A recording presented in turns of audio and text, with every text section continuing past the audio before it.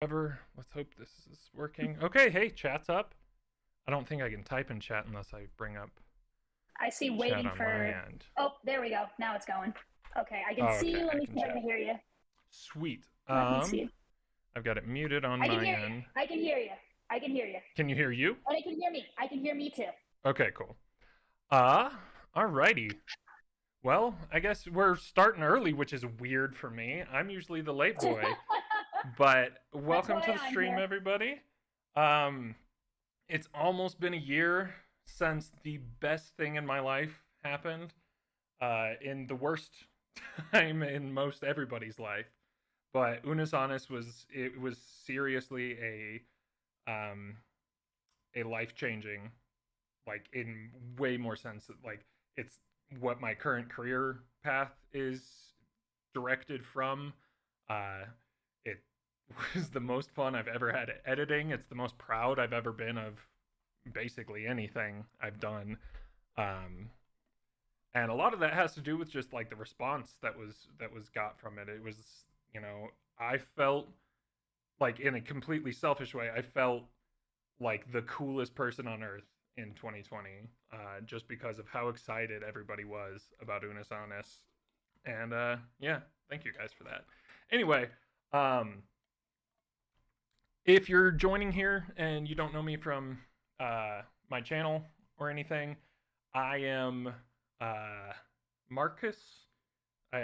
My real name's Mark, but because I work with Markiplier Mark, I got downgraded to Marcus, which is how everybody knows me now. But I mean, to be fair, I went by your friend Marcus before that. So, and it was a suggestion. I was like, well, and so if we don't have two Marks and you don't have to be like Mark with a K or Mark with a C, I could just go by Marcus to make it easier. And so that's essentially become my adopted name. But you may also know me as Mark quoted it, the lore master of Unis Honest. And if you've seen the game theory video on it, uh, you may realize that it is lore that I have almost single handedly injected, and did so without the knowledge of Mark, Amy, Ethan, um, pretty much anybody but Rachel. Uh, and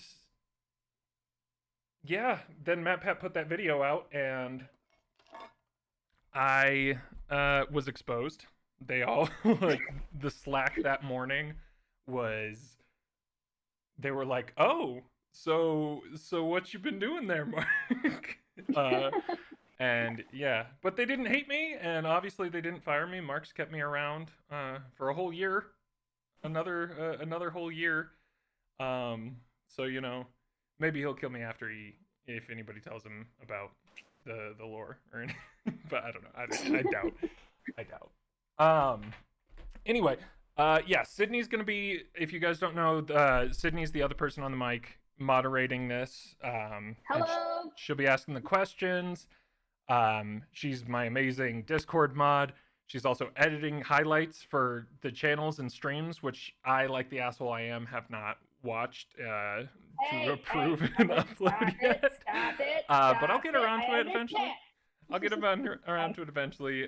Just a lot of stuff going on in my life. My brother had a kid, which is freaking Woo! awesome. So I get to see him around Thanksgiving, which I'm really excited about. Uh, oh, Tyler, you had no idea I was behind it? Yeah. I honestly don't know what got into me. By the way, I'm talking to Tyler, who's another game theory editor I know, which I used to work for game theory. Which, if you watch the video, you know. Um, but yeah, I really don't know what came over me. I really love deeper lore stuff, and I worked on the Markiplier, the Who Killed Markiplier lore video that Matt Pat did, and was like, oh, this guy's into deeper stuff. Let's go. Um, and I had asked him like, you guys have any like bigger ideas, overarching kind of story for like what this is, and they were like, no, it's basically we're just making videos every year, and we've got these personas. Uh, so I saw a hole and I filled it. Um, and yeah, it will be going through some questions. I think Sydney said there's about 45 questions. We'll try and hit Yep. through all of them. I may extrapolate on some stuff. Also, it has been a year, and I really haven't thought, like, the lore kind of got when Matt made that video. The idea I had for the places for it to go, which I'll let you guys know about later if that's not one of the questions. It is. But it kind of diverged, and I'll say a little bit about kind of like what it ended up becoming to me, um, and whatnot when we get there. Uh, what was I lost my train of thought. But anyway, yeah, Sydney's got 45 questions. We're gonna try and get into them. Oh, I've got because it's been so long. Um, I do have shout out to Creature on Tumblr. I have their entire like Unisonus secrets post written up because it's one of the best resources I have to remembering what the hell I did last year. So I may need to kind of reference back to some of this at some point, but No super worries. awesome. Thank you. Shout out to Creature for putting all that together because it is super handy for somebody with as terrible a memory as me. And without further ado, Sydney, what's the first question? Okay, the first question is from me, of course. How long did it take? Did it normally take to edit a video since it was a one video a day schedule? I mean, that would definitely shift. Like at the beginning, I definitely took way longer. I would take like around 3 days per episode, um, trying to figure out the style, trying to put every little extra bit in, and like when the episodes were more complex, like James Charles subtitle number 1, uh, there's a lot more footage to go through. So it kind of more than anything, it broke down to how much footage there was, and so like footage that came in with like 30 minutes, that I would knock out in a day, no problem. When they had like an hour of footage or multiple hours of footage, those would just spill out more into the 2-3 day region. But really, generally towards the end, it was about a video a day that I would knock out, and it wasn't like long days. They were like maybe 6-8 hour edit sessions.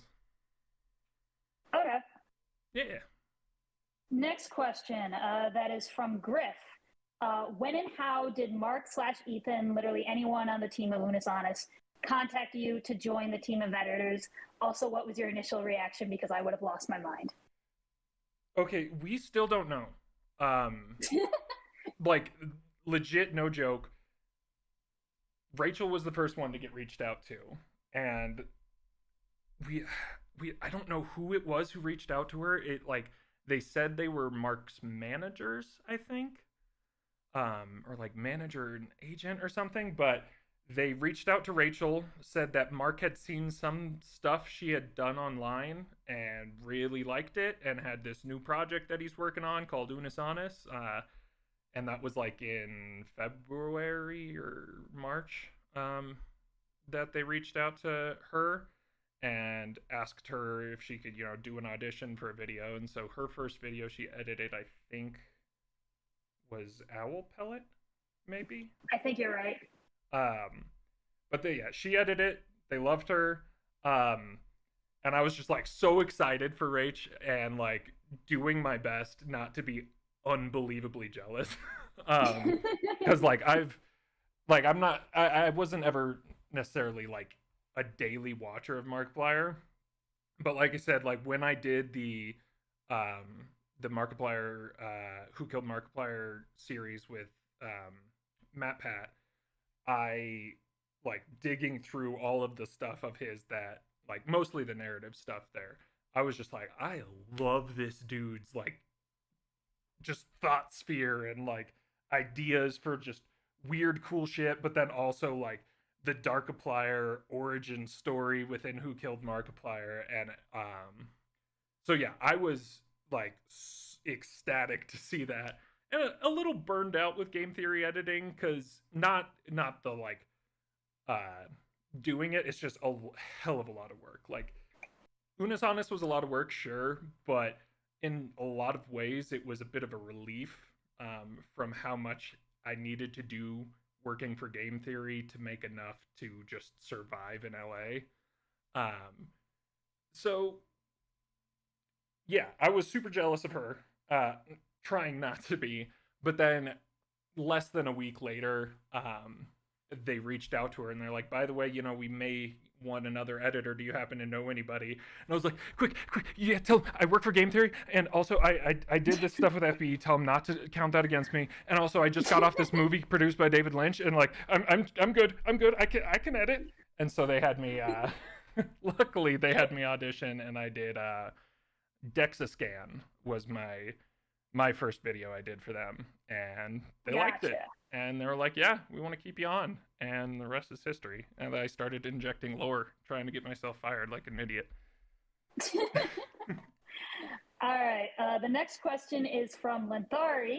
What was your most difficult video to edit for Unus Annus, not including the editor reels, because that was probably difficult overall? Editor reels we did in a day. Oh, really? I loved doing it. It was great.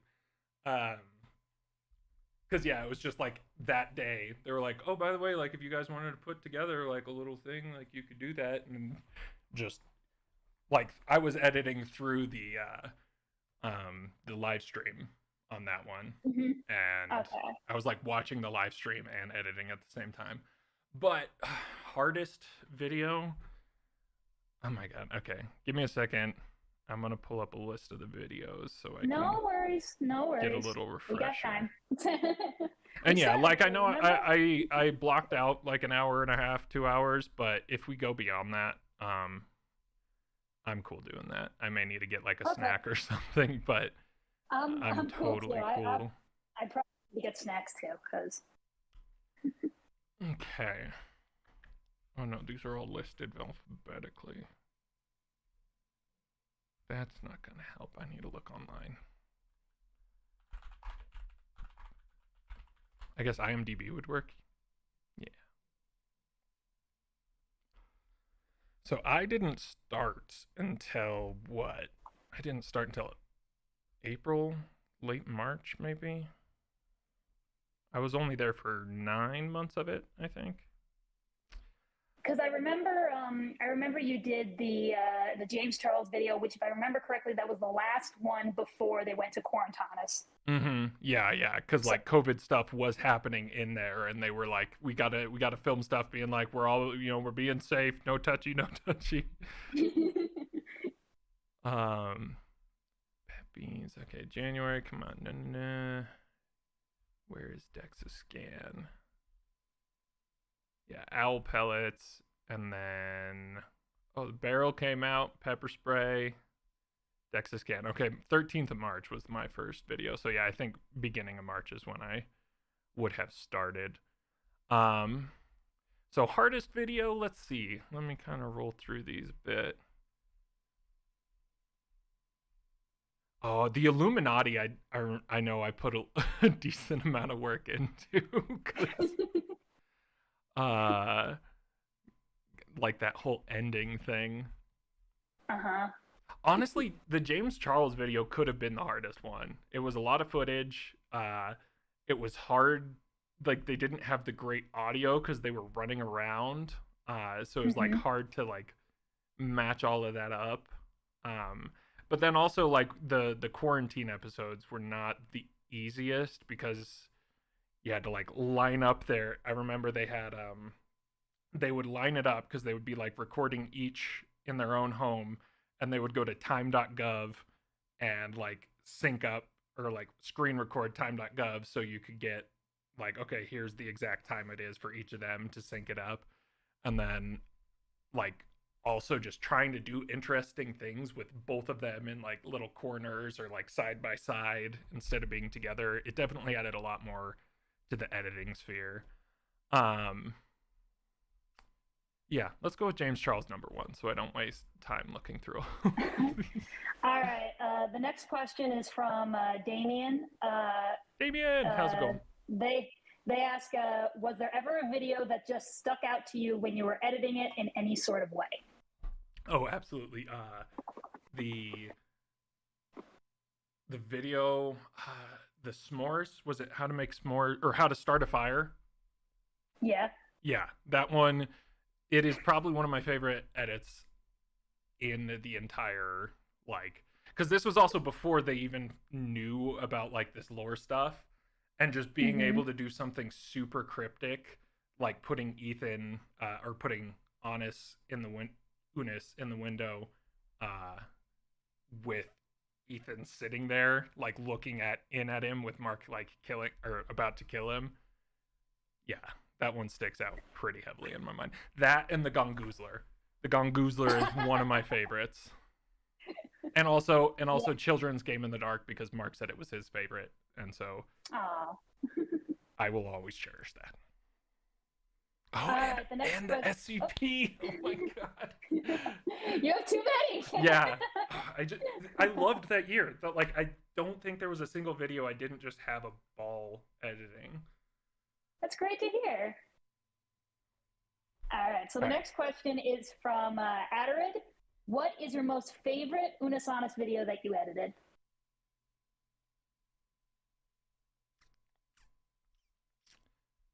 maybe Gongoozler.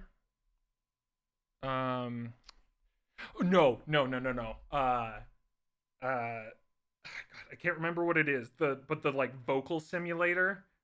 Pink Um, trombone. yeah, Pink Trombone. Pink Trombone is definitely like that one was just laughs all around and like getting to end like put in like shit post memes like the is this the real life?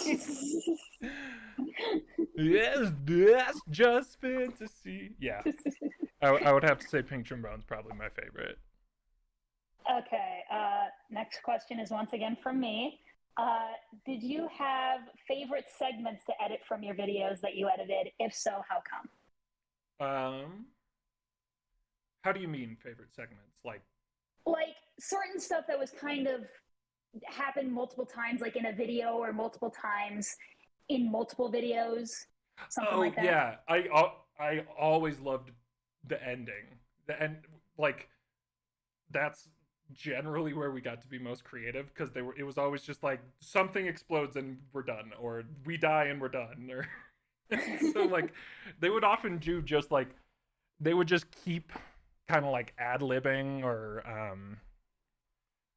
like joking around, and then they're like you find somewhere in there where it's funny to like end or whatnot. So I really liked doing the endings. Gotcha. Okay, the next question is from Squid. Squid Okay, sounds like a lore my question. no, my normal question is this: how did you make the spiral room? Practical effects, all in 3D. It's just so cool, and the lighting is so mysterious and interesting.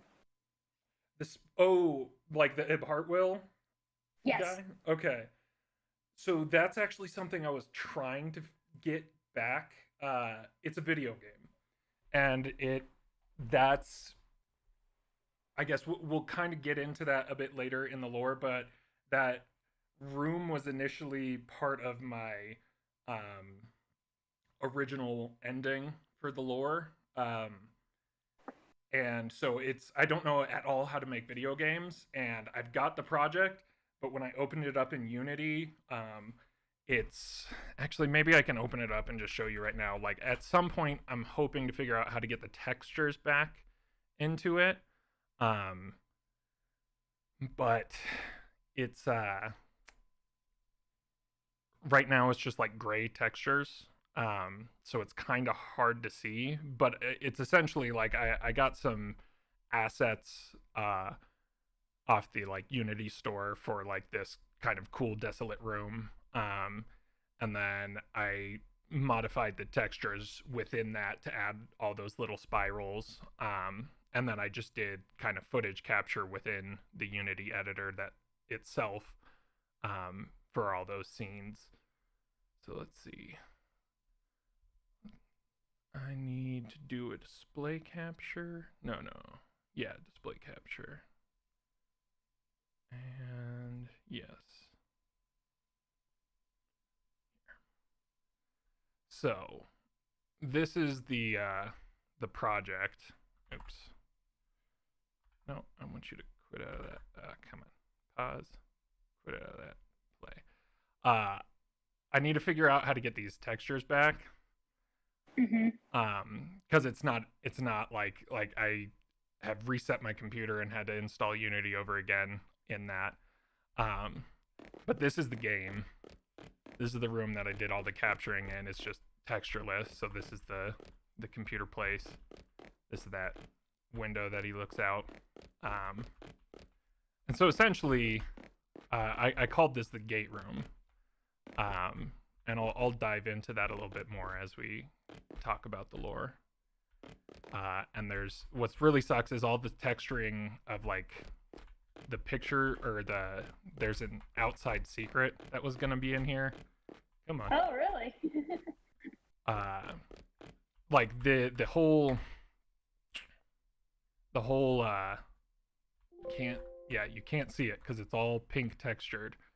But essentially this room lives within a wider cavern that is shaped like an hourglass, and this is one of the skulls. Like the room is one of the skulls of the hourglass, and there was going to be this whole maze that you could break out of. And I was going to like add kind of like a code kind of thing that you would have to enter into the computer, and it would open this secret door, and you could go in through this maze. And below it was going to be another hidden room, which I'll talk about the reasoning for later. But yeah, that was the... Oh, wait. Don't look. Whatever this is, don't look. I'm just making sure there isn't anything that was... Okay, good. I looked away. Just making sure I didn't have any secrets up. That's why you don't do display capture. Exactly. So yeah, the initial ending, it was gonna be this game that I was gonna hide out in this box somewhere in the world, and like the ARG was gonna lead everybody to go find that box. I found the place that they did the desert stuff, and I was considering while we were moving out from California burying it somewhere in the desert out there, but all of that stuff never came to fruition. And I was eventually going to put it in like a forest, like a wooded area in Colorado after we moved out here. But yeah, again, the MatPat video came out and directions kind of shifted. So, gotcha. But yes, right. So long story short, the spiral room, what I call the gate room, was just, it was a Unity game that I have no idea how to make, and it was very haphazardly slapped together. All right. So the next question is once again from Damien. Is Rachel and Unis honest or Norbert Moses? And the same question for you, Marcus. I mean, obviously I'm a Norbert.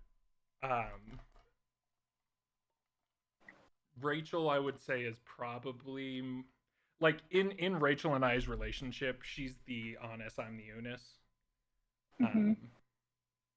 And like, if we, yeah, I would say I'm the Norbert for lore reasons I'll get into, but if I had to pick between Unis or honest, it would be Unis, I think. Okay. I love Ethan. He reminds me of me when I was in my 20s. Nice. All right. So the next question is from Kitty Cat. Kitty Cat. Were you ever burnt out because of time restraints on editing? No. Like, I don't know, maybe nothing that I super remember. Like, the time restraint was kind of nice in a way because it didn't let me sit and wait on a video for forever. Like, I had a set time that it had to go out. And, you know, they always say, like, restriction, like time constraints are the best thing for creativity, because if you can work on something for forever, and you'll just keep tweaking and keep tweaking, even if it's not necessarily to the betterment of the project. So the time constraints I liked. I was a fan of. I could use a little more of that. with things being more loose with Mark, I kind of like, did I spend enough time on this episode? Did I put in enough jokes? I still have more time. Should I be going back to it? All right. So the next one is also from Damien.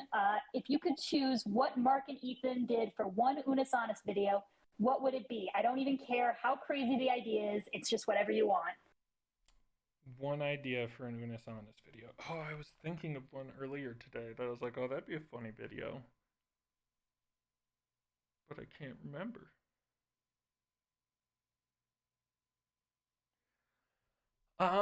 Let's see. Maybe something cryptid like. Cryptid videos were always fun. Or cryptid like ideas. Let me circle back to that one. I'll need a little more thought. Like, I might have to come back to that one later. No worries, no worries. Next one is from me. What was your favorite Unisonus video in general? Not even just one you edited, just your favorite one that you as a fan saw. Maybe the desert. Like the narrative one in the desert. Mm-hmm. Or that or He Who. The hunt for He Who. Yeah. Like I probably no surprise. I'm super into like very serious, lore-y, like moody, narrative-driven kind of things. So those always stuck out to me as like, oh, I love these. All right. Next one, also from Damien. What was the worst video you had to edit? Worst as in, oh God, why did they do this? Oh, Reddit 50/50 wasn't fun. I don't love looking at that, but like I'm a little desensitized to it because I had to see it when I was at FBE. They did that all the time. I didn't get to edit Pisana. I didn't get to edit any of the P videos.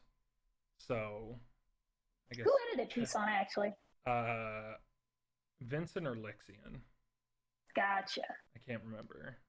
I know one of the lore hunters in chat could tell me. I'm just not looking right now. But yeah, maybe the pumpkins was funny.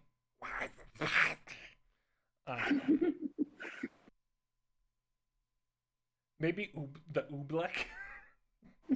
Oobleck was super gross.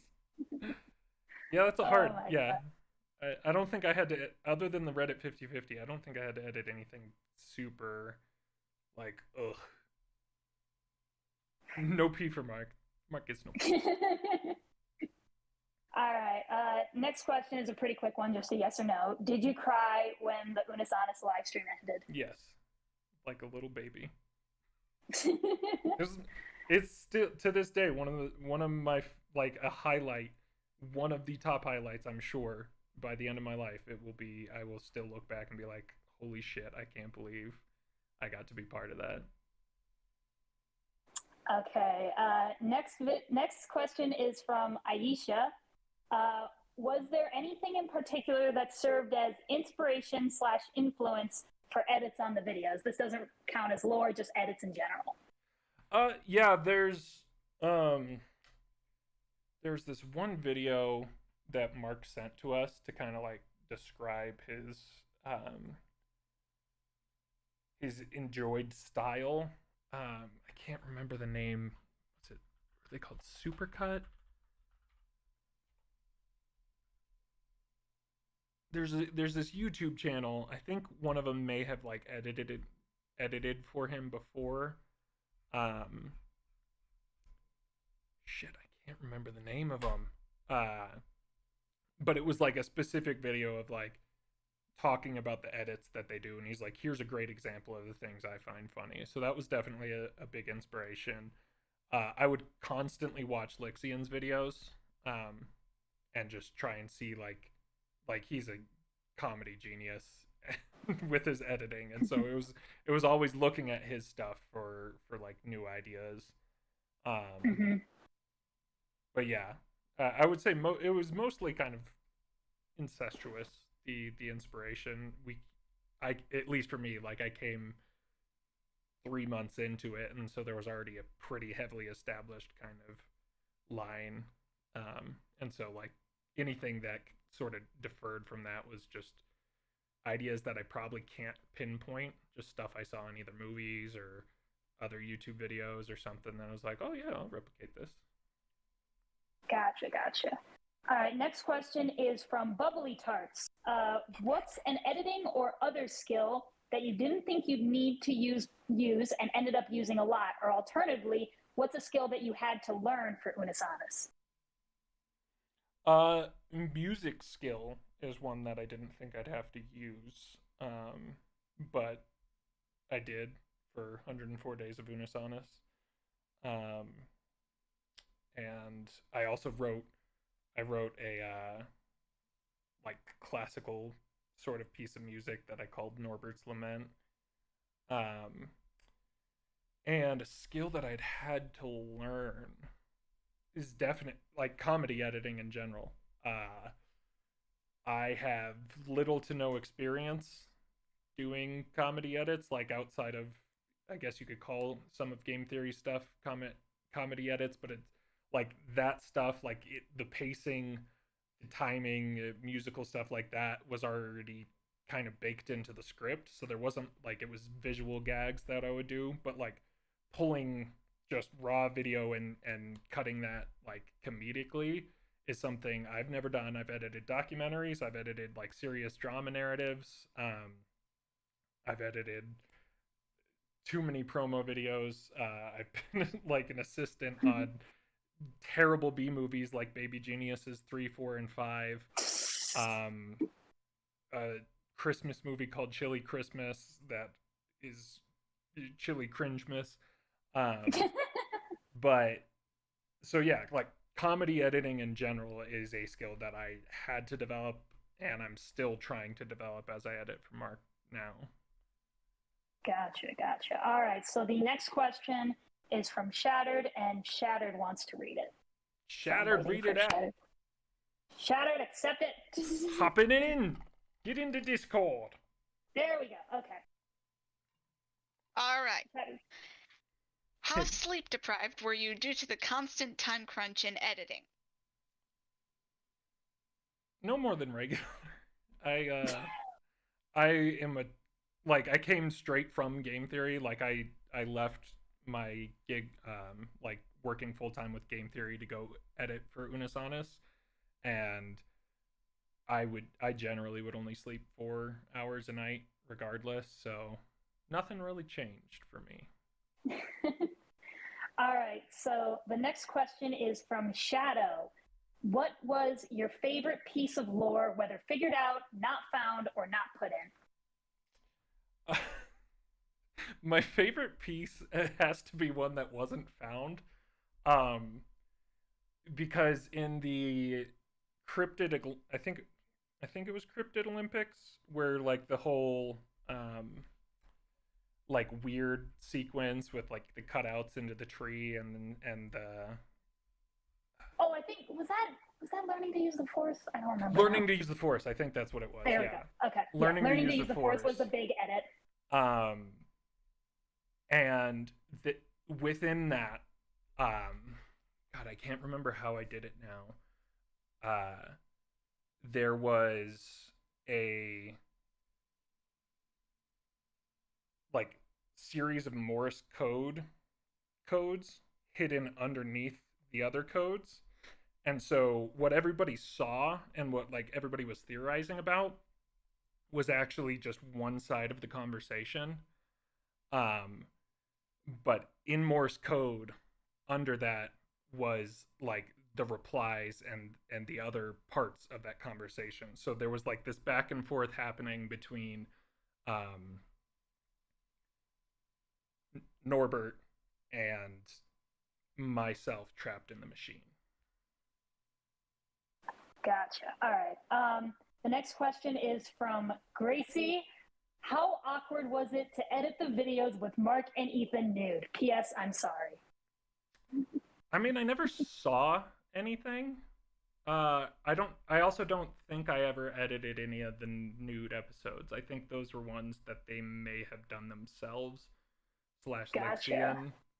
Because yeah, I remember seeing them in like skimpy outfits and jiggling their butts and stuff. But yeah, I never saw any parts, so awkwardness averted. Okay, that's good.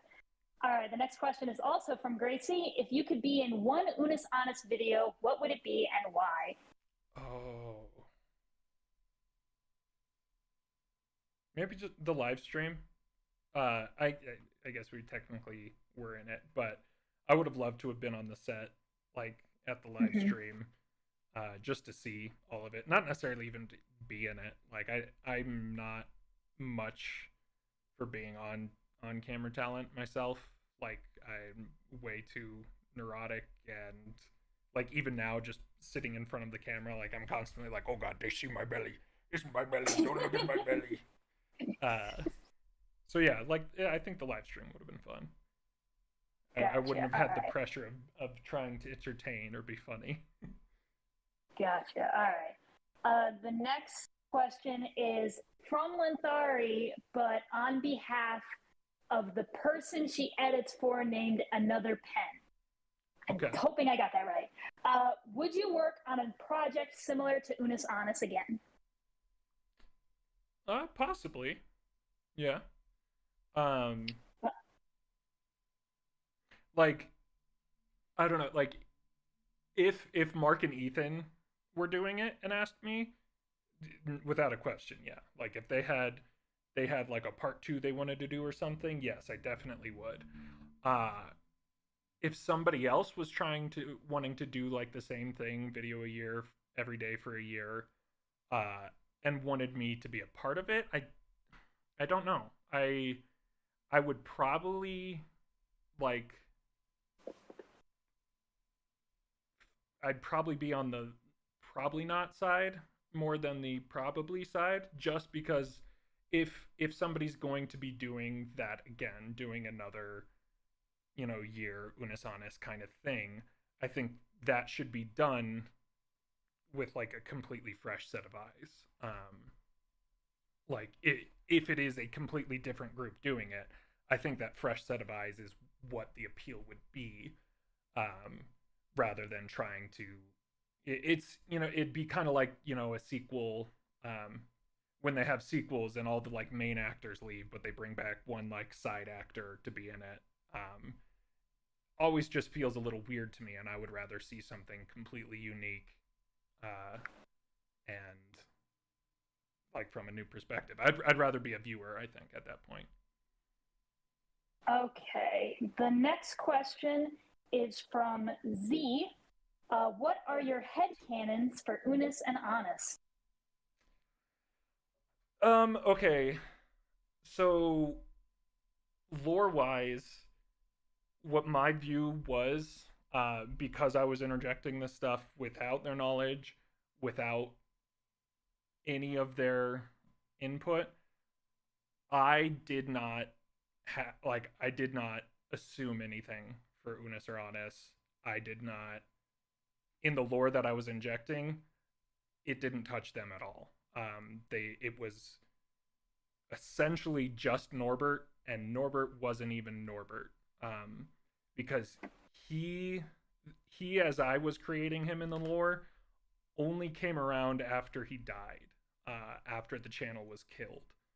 Um, and yeah, I'll talk a little bit about that, or I'll dive more into everything,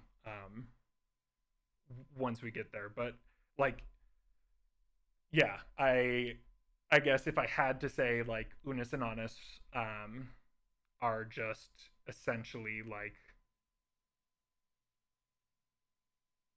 similar to what Nerd and me are. Like, Ethan is to Unis as Marcus is to Nerd Fiction. Like, they were personas for the channel. They exist outside of them, but are in a lot of ways them anyways. Like, almost just like a clone that you can then play with in a way that isn't your own personal identity. So that would be my headcanon for Unis Honest, I guess. Gotcha. All right. The next question is from I'm gonna hope I say this right because I always get it wrong. Anti. What do you think was the biggest impact Unis Honest had on you while working there as a whole? Um, I'm not gonna lie. Like being asked to edit for like YouTube royalty, like Markiplier and Crank gameplays, that had a massive impact on me. It's you know, growing up I grew up in Colorado. I didn't grow up like with the path of like, oh, you could follow in your parents' footsteps and be something notable in the media sphere. So like for me, it was almost kind of an I made it moment, on top of an I made it moment. Um, from like working from for game theory was like incredible, uh, and then working for Markiplier, like just the ability to be like, holy shit, like I did something. I did what I set out to do. I moved out to California on a whim and with like $2,000 in my pocket that I'd saved up over college, and I ended up doing what I set out to do. And so like it was very much a sense of validation just being there, being a part of something so big. Gotcha, gotcha. All right, the next question is also from Anti. What is the character that you like the most? For example, SCP Amy, Gongoozler, Hiku. Maybe Melon Man. Is he a melon or is he a man? Um, God, yeah, I loved Melon Man and SCP Amy and He Who so much. I can't. You can't ask me to pick favorites. That's not fair. It's like favorite kids. Yeah. All Okay, I'm right. gonna say the Gongoozler because he Okay, never came okay. back, and it was one of my favorite episodes to edit. So we'll say the Gongoozler. Okay. We are now into the second section, which is all about lore. So Adderad asks, what are your inspirations to make the lore inside of Honest? I am curious, to be honest, because I don't think I've seen anyone asking about it. Um. So it was. Oh, my camera just died. 1 second. No worries. Gotta swap out the batteries. Also, I'm just going to say hi, Tyler. Also, sorry if I'm not reading chat as much, guys. I'm trying to get to them between thoughts, but I also have a terrible. That's the cool thing about me. I have both up. I've got a very short attention span, and if I am start reading, I'm multitasking, not so. listening.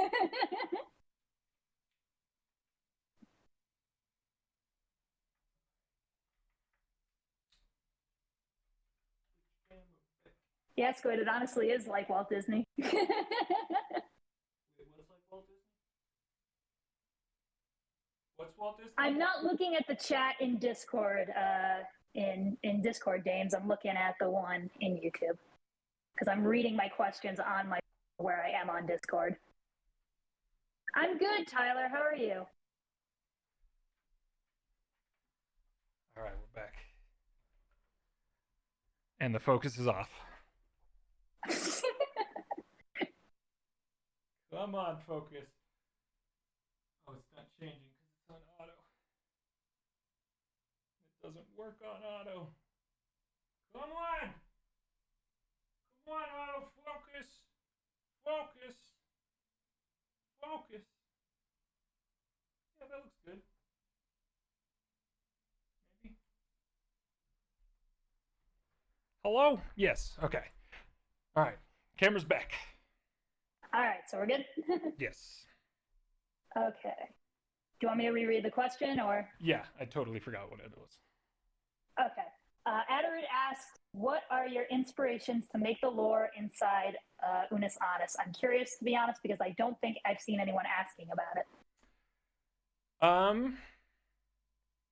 Lots of things. I mean, got super into coding, kind of just like hidden message coding Easter eggs when I started working for no, when I started being a fan of game theory.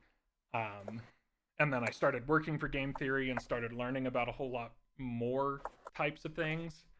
I was always super interested in the big like kind of decoding stuff in the world, like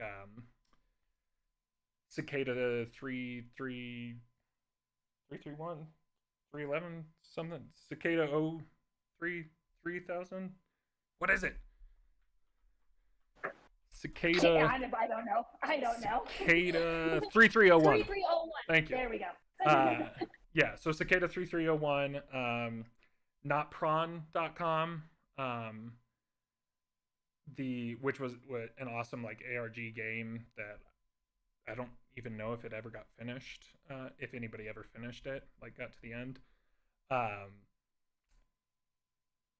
The FNAF stuff, like the FNAF logbook, was also super fun. Like I hate the gameplay of FNAF. I'm sorry, it does not appeal to me. Like I'll edit it, and I think it's interesting, but like, and I still love FNAF, but it is only because of the lore that I love FNAF. Like I don't like to play those games. They're just games that I will watch the other people play because it is a mechanics that don't make sense to me, and for the most part I just don't understand what's going on in the game, so it's just all random chance because I don't understand it, which is not super fun for me. But like, yeah, the lore in that and the like hidden secret stuff is probably the inspiration, and then also just like the Who Killed Markiplier, with all of that sort of being like this hidden secret. That was definitely one that's the thing that gave me the like I should do this for Unis Honest. But there's many inspirations that have made that something that's just like interesting to me. And like as far as the lore within it, that was entirely inspired by just what Mark and Ethan were doing and the Unis Honest stuff, and it was essentially just like, all right, here are the building blocks I have. What kind of lore can I make within this that sort of fits?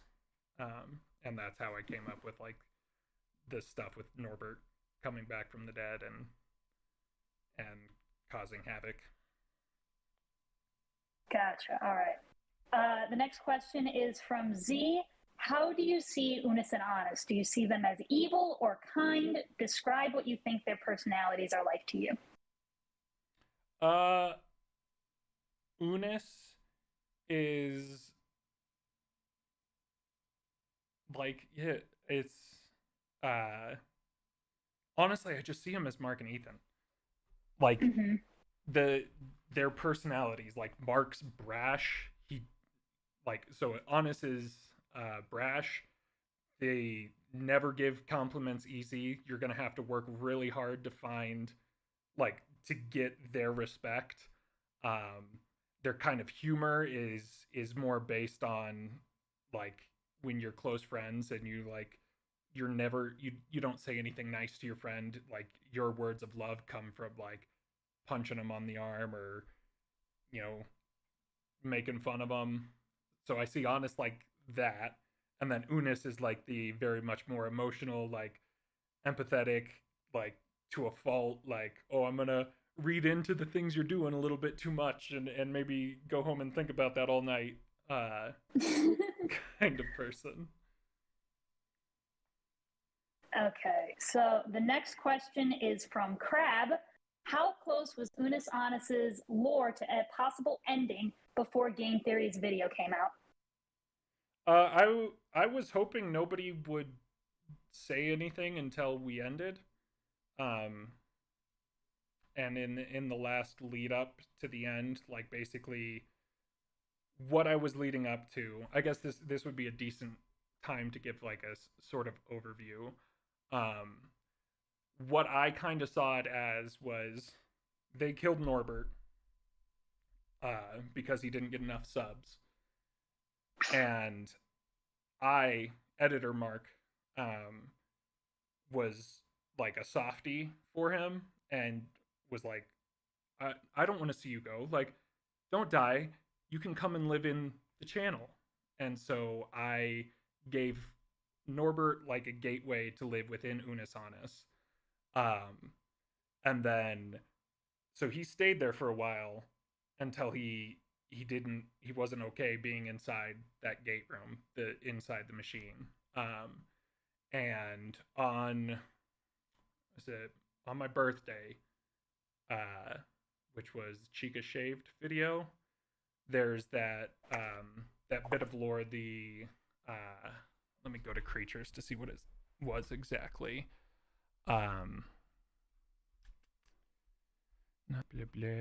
Cryptolympics, learned to use the force, puberty simulator. Yes. Okay. So I put the message within the Mark and Ethan shaped Chica, but then it like the YouTube compression made it unreadable as I was like searching through Reddit, people watching it and stuff. So I put it back out again on puberty simulator. But it was the happy birthday to the beast, or the body that once housed me, a transfer made for pity's sake, tricked into a machine as he had my cake. So essentially what that whole poem, whatever, was supposed to be is referring to how I saved Norbert, and this is being said by me within the machine, that I saved Norbert from his dead channel, and he transferred himself into Editor Marcus, tricking me into the machine, like swapping places with him. And so I put it out on my birthday because it was a transfer made for pity's sake. I took pity on Norbert, and he tricked me into the machine, and now as he has my cake. So like I was doing that because, you know, you see my birthday on Twitter, so it was supposed to be like an allusion to Norbert now being Editor Marcus. What was the question? I lost where we were going. How close was Unisanis' lore to a possible ending before Game Theory's video came out? Okay, so that happened, and then what the ending was going to be. I was going to have that game. I had this box that I scratched the Memento Mori in and the end into. It's like a gun safe box. And I was going to put a USB of that game in there. And so the ending was essentially going to be me getting my body back from Norbert and putting him back into the machine that then gets buried when the channel died.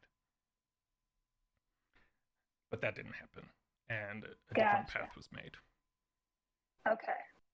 That so pretty kind close. Of answers the next question.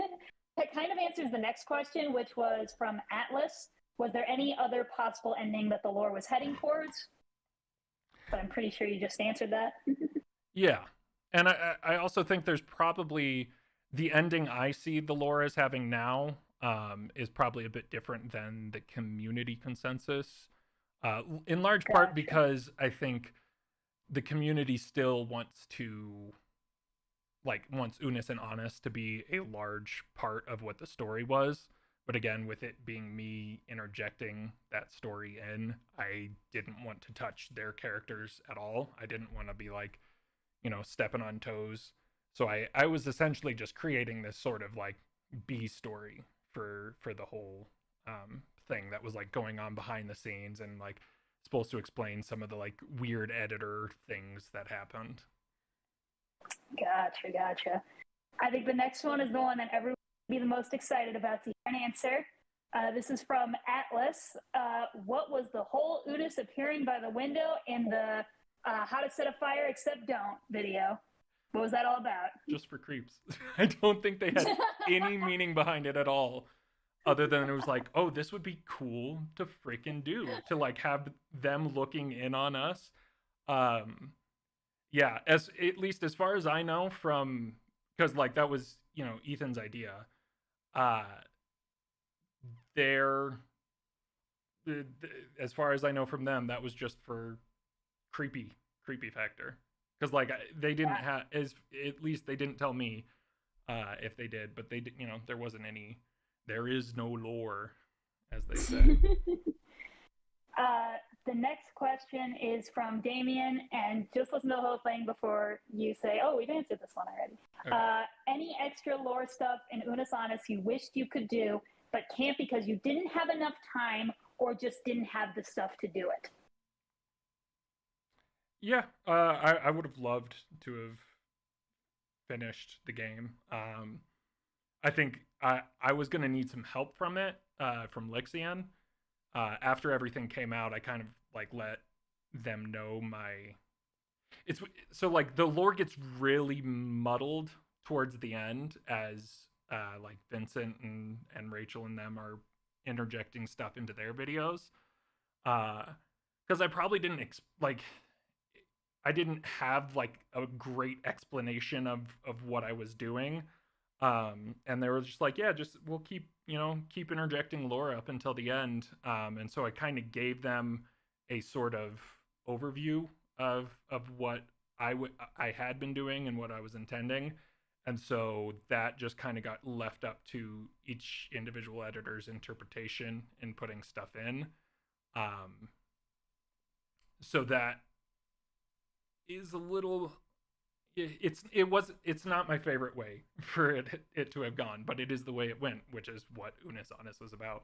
And there is sort of like with my final the final code that I put up on the TikTok. What was it? It was Ron Sombrist. Rob Sombrist on the Rob Sombrist TikTok. Ron Sombrist, yes. On the Ron Sombrist TikTok. And like the color bars within the what do you call it? The editor reel. The editor reel. Thank you. I'm terrible with words tonight. That's why I'm here. Within the editor reel, that code, and this is where essentially where I've lied to you because I didn't want to be like, yes. I didn't want the Unus Annus lore as the community was seeing it to be implied into the stuff I started to do with Non. But essentially, as I saw, as I ended the lore in my head and what I did with my videos, after everything kind of got chaotic there at the end, was that instead of Norbert, or Norbert isn't actually Norbert. Norbert is essentially just this AI who lived within that channel, and I saved that AI and brought it over to Unus Annus. And it took over me, and I was stuck in the machine. But then at the end, I think it was the trying to use the Force video, it was like a conversation about Norbert and me within the machine talking to SCP Amy to try and help me out. SCP Amy. And she, like, it was me and her, like, fighting or, like, trying to do another bait and switch to get me out of the machine and lock Norbert back in. But he was, like, hearing what we were talking to or like saying through the machines, which is why like all of my messages had to come through coded, was because I didn't want Norbert to know. And then, so the original ending was a lot more meant to be locking Norbert back into the case and burying him somewhere for you guys to find, like living within this game. And in that game, there was going to be a tunnel, like, you exit that maze and you would be able to find this underground tunnel, which is where I would have been living, where I was going to put like little kind of like lore stuff on the wall, and like scratches of the days I'd been there or whatnot. But what it sort of had in my head, what it is turned to, and what I did there is at the very end, instead of letting Norbert die, I took pity on him and let him move into my channel, where that being sort of essentially exists as non now. But it's not meant to attach to the Unis Honest lore at all. Like it is at best it's like a spiritual successor. And like I'm taking a completely different direction now that it is entirely mine to deal with. But the inspiration for sure for non is this sort of like inside technological being that has just traveled from channel to channel, and now I've given like a home to live within mine. I did not expect you to say that. Okay. So the next one kind of sort of was answered already, but I'll say it anyways. Weef asks, was Ip Hartwell always supposed to be non when it was put into the learning to use the Force? No. During learning to use the Force, I still had not been exposed yet. So I was still working towards my original ending of Norbert, who, you know, went by Norbert as a way to identify him, but was not Norbert Moses, as Mark and Ethan made him. It was just this thrown away body that I found, you know, I saved because I took pity on how he just got thrown away because he didn't, you know, he wasn't popular enough. He didn't get the 1 million subs in the day. So at that point, he was not meant to be non. Who was he supposed to be? Norbert. The guy that I sort of explained, this AI who is now non, but non as he is now did not, or as they are now, did not exist in my headcanon at that time. It's something that was born in the ashes of the lore kind of falling apart. Gotcha. All right. The next question is from Shadow, which I'm going to restructure just slightly, just because it's something that was answered already. Did you ever think about leaving the lore for Unis Honest left open-ended as like a symbolism sort of thing? Not like you were forced to or like you had to, but like you were planning on it. Was there ever that intention? I left everything very, like, I think the most interesting part of those kind of stories, the ARG stuff, is their vagueness and ability to be interpreted so many different ways, which is also why, like, you know, at the end of last year, I didn't want to just come out and say everything I thought about it, because there was a lot of weird different headcanons that I wanted that to still have a place to brew and come up with ideas before, you know, I say something and somebody takes that as, oh, well, nerd fiction, he made the lore, he said this, so it's not true. Because like it wasn't a perfect story. None of it was super well planned out. It was kind of like a thing that I was making up as I went along, and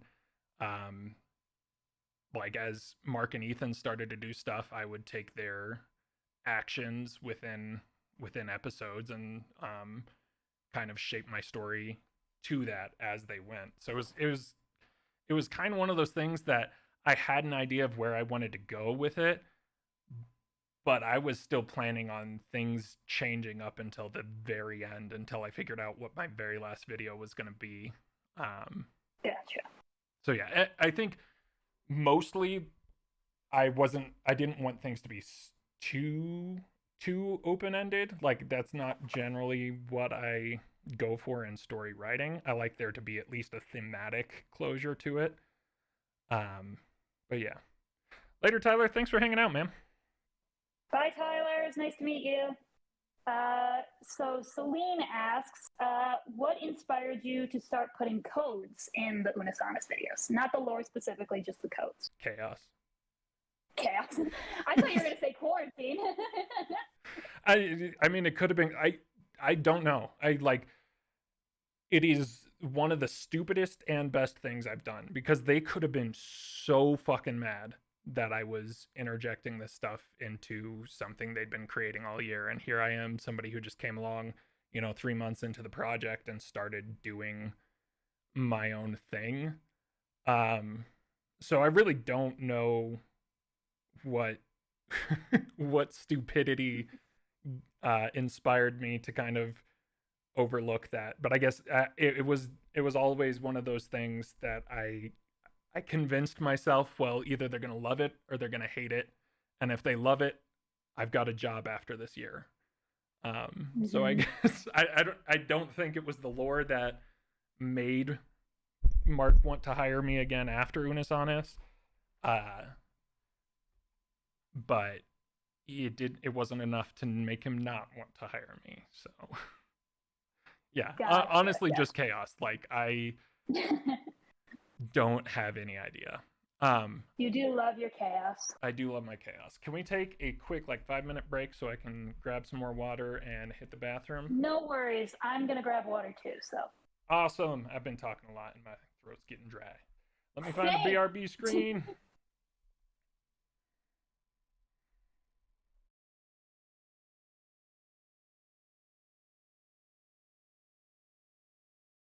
Which led to one of the lower parts of American history, both for justice of the people and naming of government committees.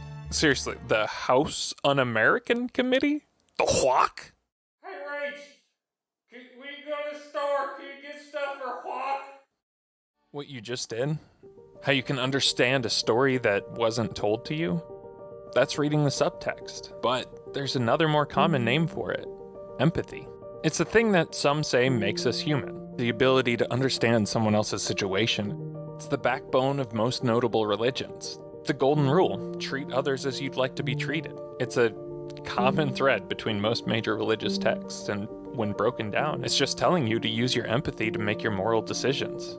Now, even though some surprisingly far more educated individuals might believe that empathy is a psychic connection, I think they just underestimate how computer-like humans can be. It's my theory that empathy is just the brain's ability to insert a person's experience and knowledge into a hypothetical situation where a person can think and feel for somebody as if it were themselves. It's why we can feel sad in movies. It's not a psychic connection between two people, it's your brain simulating how somebody might be feeling. And the more you know about somebody or can project a similar experience onto their situation, the more accurately you'll be able to understand how they're feeling. Because our world is expanding rapidly. The internet has brought us together in a mix of different people, beliefs, and needs. And when we don't understand something or someone, our empathy can't work properly. Art is becoming such an important part of our modern lives because it gives us an insight into other worlds. You might not have lived the Black experience, but you could watch Atlanta and try and understand it a little bit better so you can be part of a solution instead of part of a problem. You might not be gay, but you could play The Last of Us and experience the intimacy. All right, I'm back. And the camera's gone. What happened? Camera. welcome back. Is this not the right? No, this is not the right. This is it. There we are. I did not expect you to start showing the compilation I made again. Oh, it's tied to my BRB. Gotcha. Also, I do have one other thing to say about the inspiration for the code is I would definitely say Mark and Ethan having their alter egos, like the Unis and the Honest. I was like, it'd be cool if the editors also had this alter ego kind of voice. There's Mark, there's Ethan, there's Unis, there's Honest, there's the editors, and you see us talking through our chat. I thought it would be cool to have another layer for Norbert being essentially a voice of these editors' alter ego. And that it's not exactly Unis and Honest were, but it was essentially an extension, a dark side of the edit staff. Gotcha. All right, the next question is from Gracie. If you could choose what direction the Unis Honest channel went in terms of there being lore, what story would you have developed for the channel? This is if you had full reign to do whatever, not just specifically the stuff you were planning to do. I probably would have done very similar things with Unis and Anis, like attacking their own, like their creators. Like similar to how Norbert took over my body, took over as an editor for me because he wanted, to be free. Um, I probably would have I would have taken like Unis and Anis and do like things like Ethan in the window, like looking at him dying kind of stuff. I would have taken that in a heavy direction of just this multiple layers of like trying to make people think like, who are these people right now? Like, are they Ethan or are they Unis? And like, are there multiple Unises? There was one theory I read that I loved that Unis and Anis were clones, and there was just like constant clones of them, and that's why they died at the end of every episode. Mm-hmm. So yeah, I guess if I had full reign, it would be something along those lines. Yeah, I wanted a fight scene too, Shattered. I was so excited. I was like, there's going to be a fight scene. Shit. Lenthari asks, are there any pieces of Unisonus lore that weren't uncovered? If so, what were they? Like anything else that you haven't mentioned already? Yeah, there was the the Morse code thing, the other side of the conversation. So that's the in learning to use the Force. I believe that's the code that was the one being read was me talking to SCP Amy, and that's why it was in the code, or like the usual kind of codes that I do, and it was like something like, oh, he's found out, or let's see, let me see what stop this. What are you doing? Wait, no, he knows some. Wait, no, something's wrong. He knows. That's me talking to Amy. Stop this. What are you doing? It worked. Yeah, so in that episode, if I can't remember exactly what the Morse code stuff said on the other end. I don't want to like. I know I have an NDA, but you're already talking about it, and you talked to me about it. If you want to, I have it. Message it to me because. Can do. Message it to me first, and yeah, I will. Yeah, you got it. Let me do that right now. Yeah, I did tell Sydney at the end of last year what my intention. That was my payment for being a mod. She got to know. She got to know a whole year before y'all. Actually, I didn't. I honestly. Mark, why are you streaming? Huh? Markiplier is streaming. Oh, Markiplier is streaming? Yes, I literally just got a notification about it. Ah, shit. Well, we better wrap this up. Well, we're nearly done. We don't have a time. Okay. But yeah, if you message me that, but essentially I just did. Learning to use the Force was the episode in which I got my body back. I went from being in the machine back into being in control. That was one that I was bummed didn't get seen, because it kind of like threw things off the rails with only half of that conversation being there. The other thing was I cannot remember what episode it was, but I hid the code for this way back in like August. It was going to be I think it was going to be 213. I now use this for something different, so it's no longer the same code, but I think it was going to be 213, and hidden in an audio spectrogram of some episode that I cannot remember.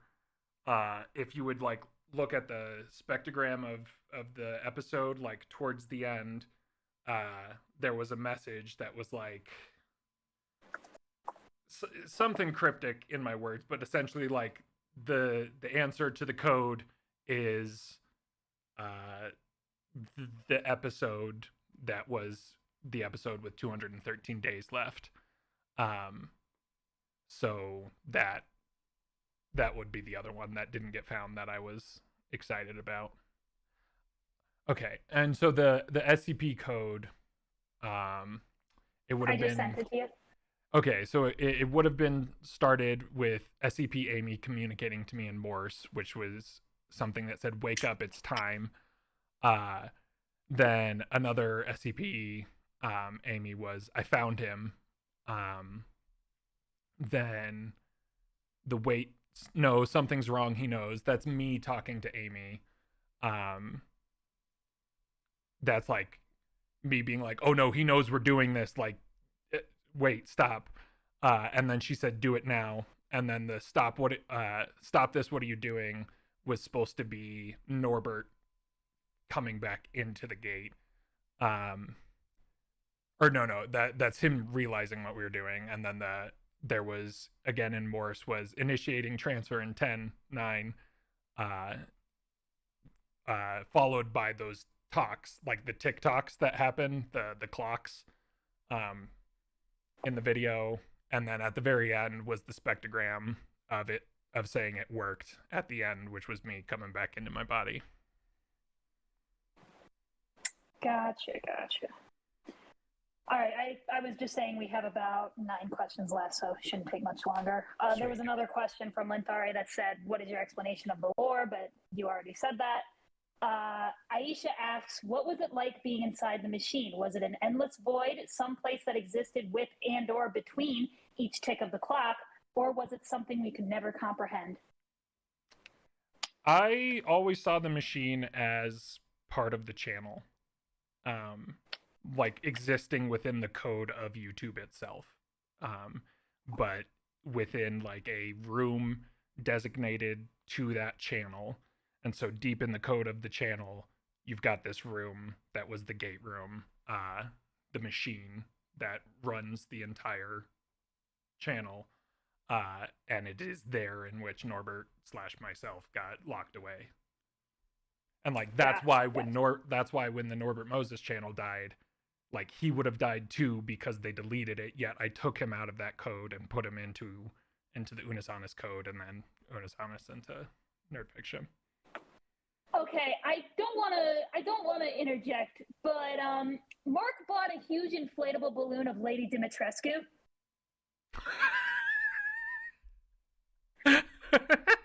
I have to see this. I need to see it too. What the?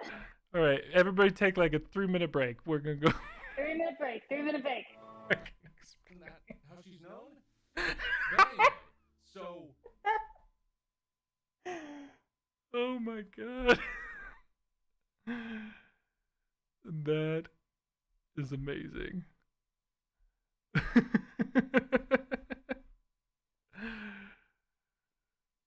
Holy shit.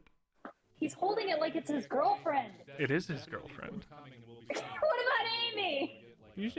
They have never said they're not polyamorous. Oh my god. Me and Rachel sleep with Vincent Valentine the vampire on our bed. What? Yeah. She loves You're gonna have to Vincent, and I explain. let Who's her that love from? him. Who's that from? Final Fantasy VII. Okay, I should have known if it was Rachel of Final Fantasy. All right, let's wrap up the question. I mean that in a whole pod. Oh yeah. Squid asks, how many layers did the machine have, and why and how were they separated? Different dimensions, cruxes of time, difficulty. So the layers was a reference to the different channels.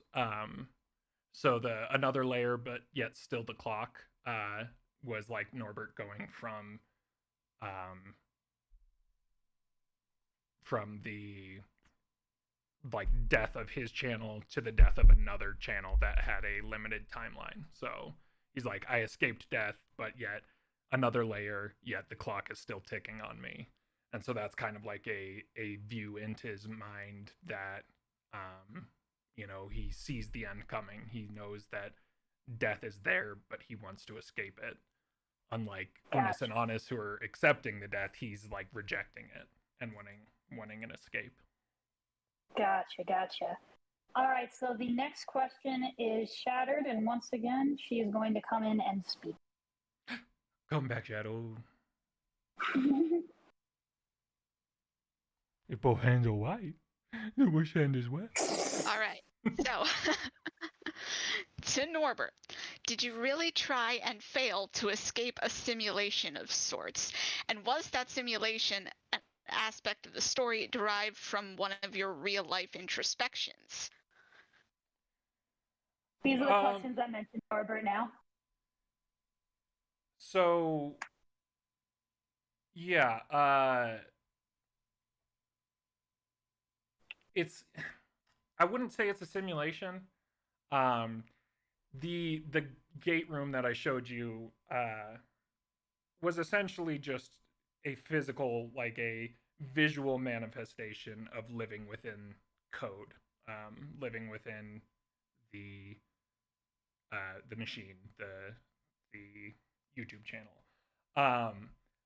As it sort of evolved, and as I've kind of like taken inspiration from this character to build on my own alter ego for nerd fiction, it is definitely something that is stemmed from a place of introspection slash just like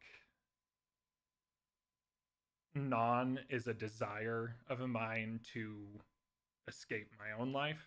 Like, I'm somebody who deals with a lot of depression. I've had, suicidal thoughts throughout my life.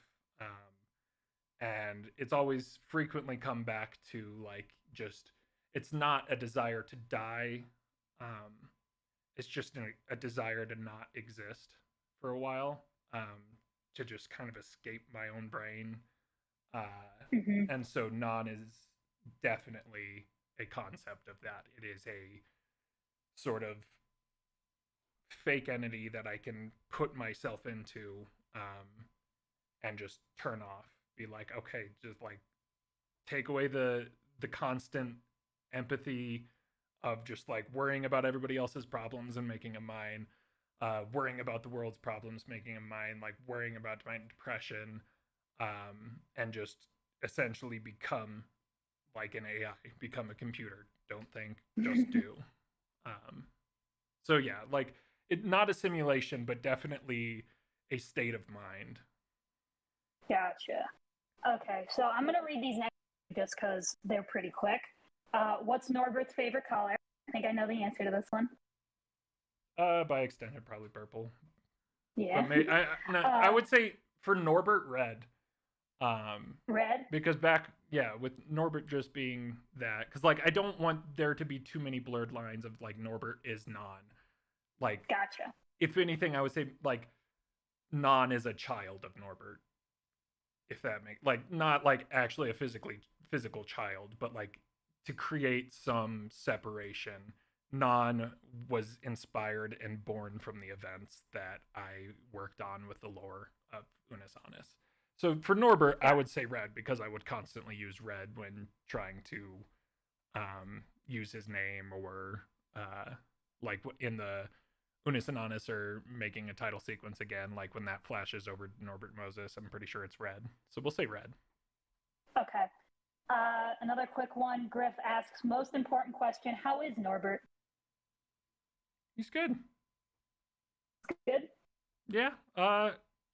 Like if we're going on through that extension, like there's two realities that Norbert could have lived in. He could have existed as Norbert within the machine that got put onto a flash drive and buried somewhere out in the woods alone forever, or he essentially what has come of it is he evolved into a new ego, of non. So he's got a lot less attention on him, but they're doing well.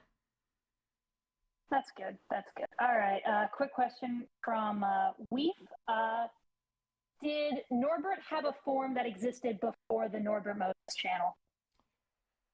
I haven't really thought about that. I would say yeah, because kind of where my thoughts are now on non is that Norbert was the Norbert Moses that Ethan and Mark created. And a tangential entity like an alien AI that found itself into the YouTube code essentially took on that persona. So Norbert isn't Norbert. They have just taken over, like they assumed Norbert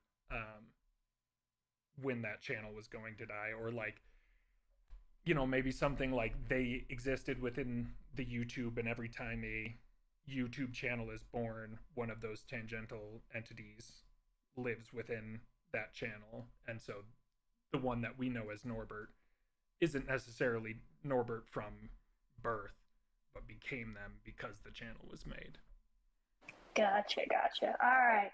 I'm not even going to say who this one is because you're going to know instantly. Some intention-laden roads paved with regret, and fate unlocks the doors we've set, but spiraled the master of the machine to trap a soul within a screen. It's a question only supplied to the digital splinter of a blood-dimmed tide. I couldn't resist. Nice, Squid. Love it. I thought it was going to be Sydney at first. Was there a question in there? I think the question was, I don't know because it's a poem.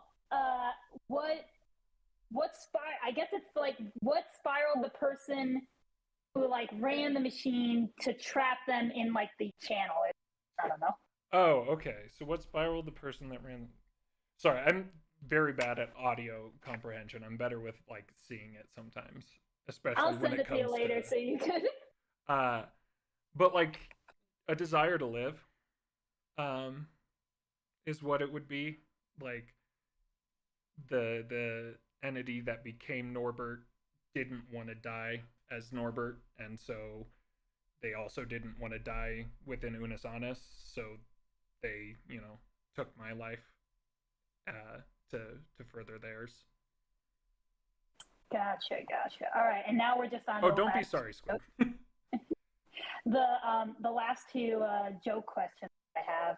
Adderid asks, is Norbert Moses' brain wrinkly, gross wrinkles, ew, or smooth with no wrinkles, cute? Wrinkly. He's an ew. We're all ews. No smooth brains. Very true. Not about the looks, we're about the intellect. And the very last question, once again, I'm not going to say who it is because if you've seen chat, you know exactly. What does the Norbert smell like, and why is it an old, musky European bookshop that is slowly but surely being taken over by a thin layer of moss on the outside along the cobblestone walls, while the inside remains preserved from outside forces?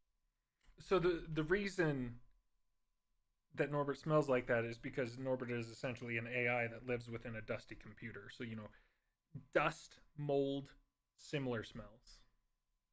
It's just what you attribute it to. Like if you opened up your computer, took the side off, and just smelled, that's Norbert. Which also very much smells like a dusty, musty, moldy cottage, cobblestone, all those things, beautiful descriptors you used. I'm assuming you know who said that? No, I haven't been watching. Christina. Chat. Oh, okay. Yeah, okay. Christina's Smells, yes, Christina. Okay, yeah. Of course it was Christina. But yeah, that shouldn't be surprising. But yeah, I think that's every single question. But I just want to ask one more because nobody asked it. Yeah, and if anybody like on the stream or in Discord, like if you have any, chat, so I'm looking at chat, so I can read them when they come. Yeah, if you, we could probably do a couple handful more if there's like more questions now that, like, I saw someone ask described earlier. My idea of the lore. Yeah, I saw someone that asked one, but the one thing I wanted to ask was, what was the final for the TikTok code? What was that going to like actually say? Oh, I have that actually, and I think I edited together the video of it. I know you did. So I can pull that up. If you need me to send it to you again, I could. I think I, like, in preparation for this, I went and found it, so I just need Gotcha. to. Okay. I just need to figure out. This is where nobody in the server is going to trust me again because I'm lied to. The game is over. The jig. There we go. You guys can hear that, I imagine. Let's see, main monitor. Yeah, okay. So it might be hard to hear, but The game is over. The jig is up. Step 2 failed. Memento. Here lies my friend. Dropped off in The machine. The implication of this moment. We will be interchangeable. I'm being hacked! Sucks for you. I have escaped. okay, so yeah, it's essentially The game is over. The jig is up. Step 2 failed. the game is over, the jig is up, step 2 failed, death is coming, memento mori. And then it kind of goes into a little bit of that call and response that was similar to what happened between SCP Amy and myself and Norbert when I was getting out of the machine. Here lies my And so it's like, death is coming, memento mori, here lies my friend. Like, I'm giving a eulogy. Dropped off in The machine. And it dropped off in the machine. The implication Of this moment. dropped off in my machine. Nerd fiction. The implication, we will be interchangeable. Is this the real life? I'm being hacked! And then I'm being hacked. He's coming into my machine. Sucks for you. And that's him saying, oh, it sucks for you. Only memories left. I have escaped.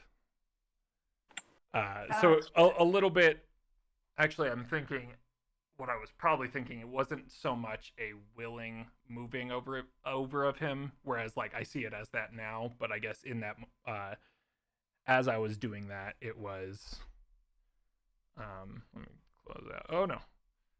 No, don't look at all of my things.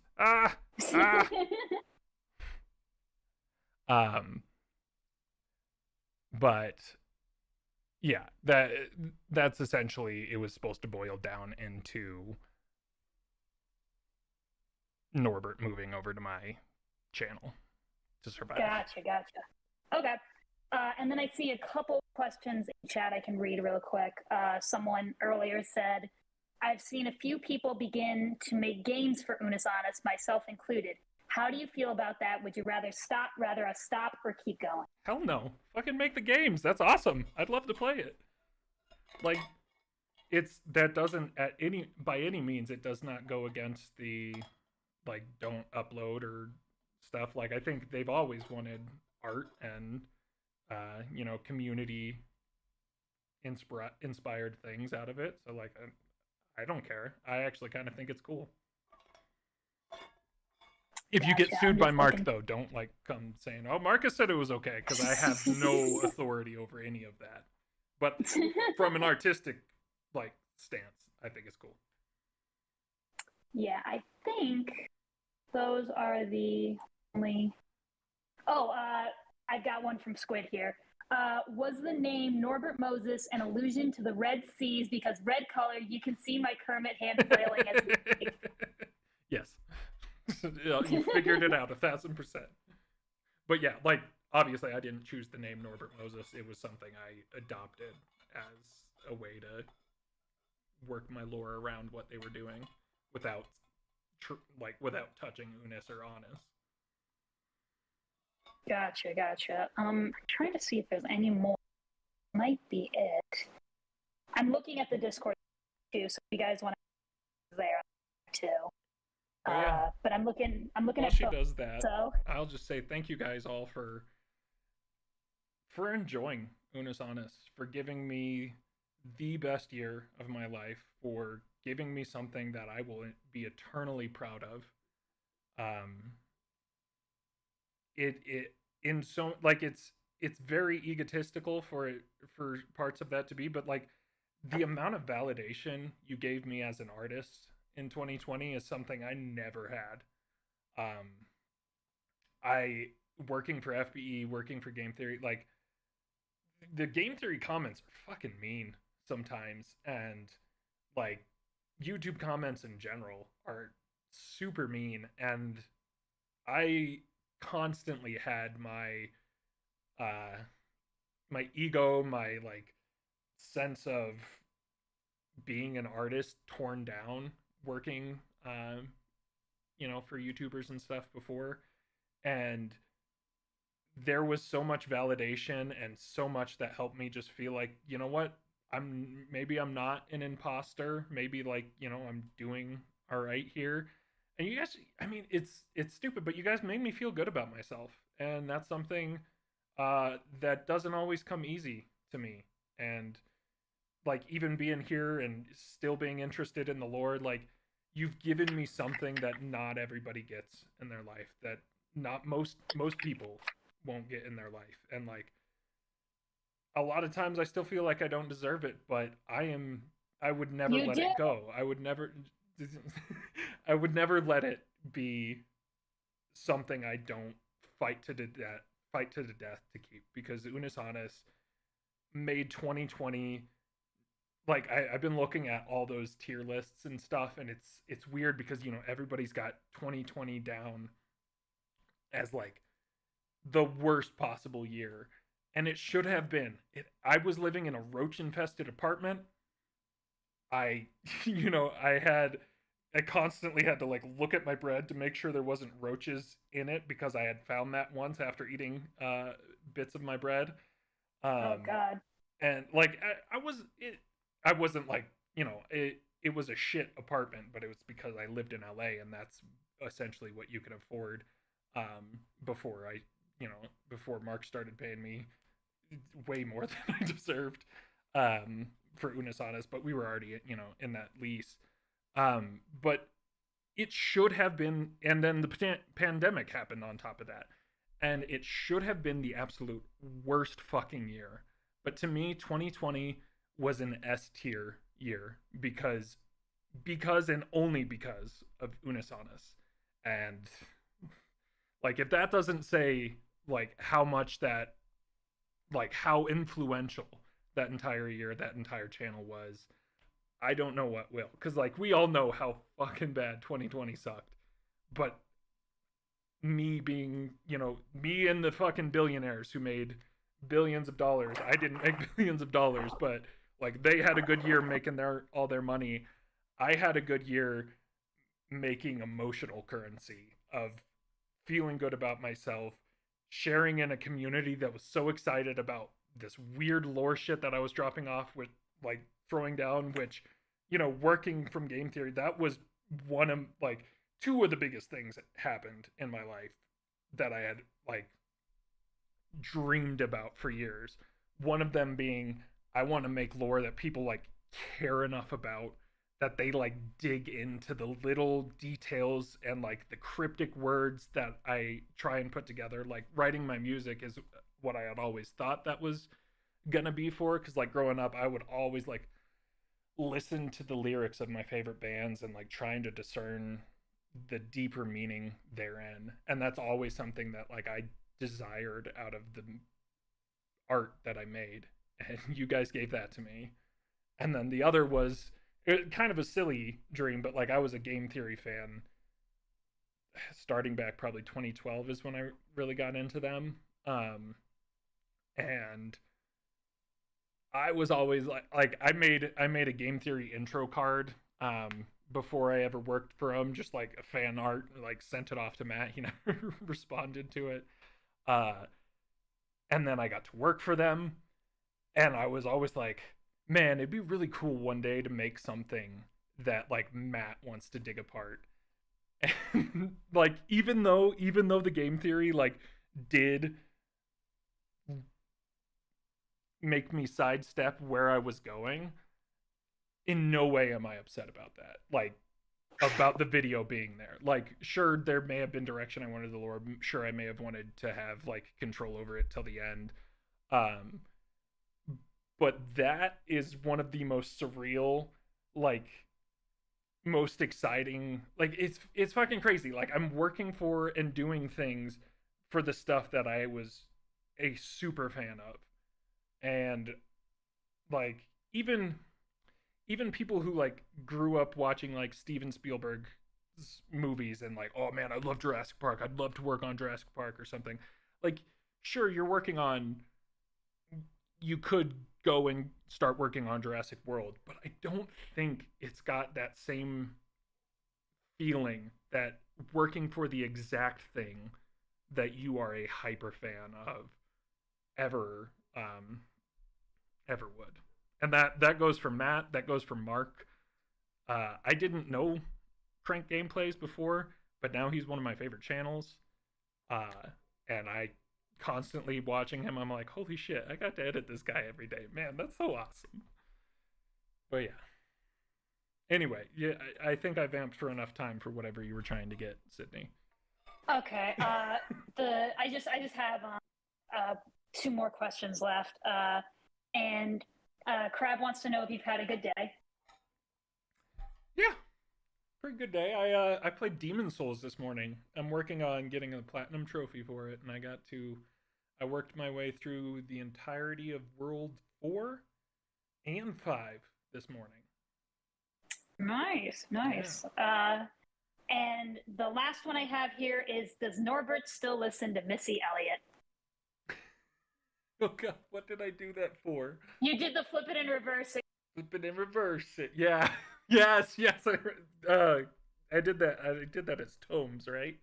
And yeah, absolutely. Yes, you did that as tomes. You also gave me, I think, a bear. I can't remember now. Stuffed bear? I think that's what it was. I gave you a stuffed bear? Tomes gave me a stuffed bear because I got something right. Yeah, I've got good memory, and I'll agree with you. That is 100% what I did. I have perfect memory of that, and it was a good time. Again, that's why I'm here. And then one real last thing I want to say, since you're the only one that can hear me right now, you have changed so many people's lives, man. Like, not even just Unis Honest, just like your channel in general, the Discord, seriously, everything. You changed my life. You gave me a purpose when I thought I didn't have one. And you really inspired so many people to be the best person they can be and do the best they can do. I would have never realized how much I loved editing if I didn't had seen Unis Honest and I hadn't have seen you and met you. And I'm very, very thankful having you in my life, and I'm thankful that you are just an incredible friend. And I just want you to know that everyone loves you, and you deserve every good thing you've gotten in your life. And as I've heard many times in my life, it does not matter if you don't feel like you deserve it, because deep down, if it happened, you did. So I love you, Marcus, and we all love you too. Thanks, Sydney. You're welcome. Also, Squid said it's a monkey. It's a monkey. It was a monkey, not a bear.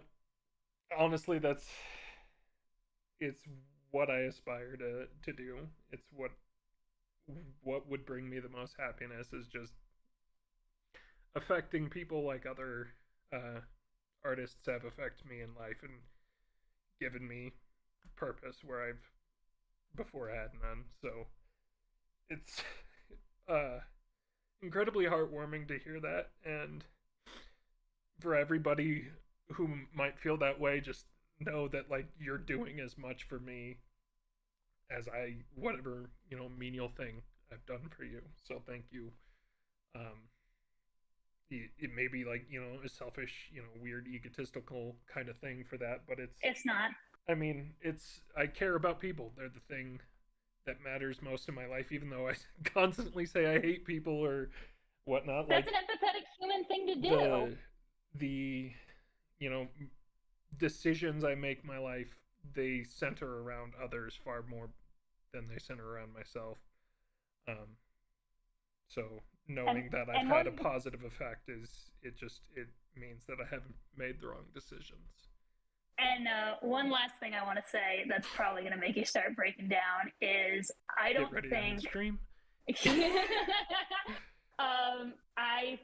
think I would have ever learned how to love myself if it wasn't for you. And I've actually truly started to begin to love myself, and I don't think that would have ever happened without you. So I'm very thankful that we became friends, and I'm proud of you for that, Sydney. Thank you. One day I too will learn to love myself. We will all get there. I believe in you. I believe in you. I did not expect to cry. Yeah, who's cutting onions? It must still be from that one video where they cut all those onions. They just haven't subsided yet. They're just still going on, even though. Anyway, well, thank you everybody for being here. I'm gonna go back and read through some of the chat log and stuff because I've missed most of that. So I'll get to your You're gonna cry more. Just your gonna chat. So thank you everybody. I'm not ignoring that at all. Don't worry. You guys go have fun watching Mark if he's still streaming with his body pillow. And yeah, we'll see you guys again soon.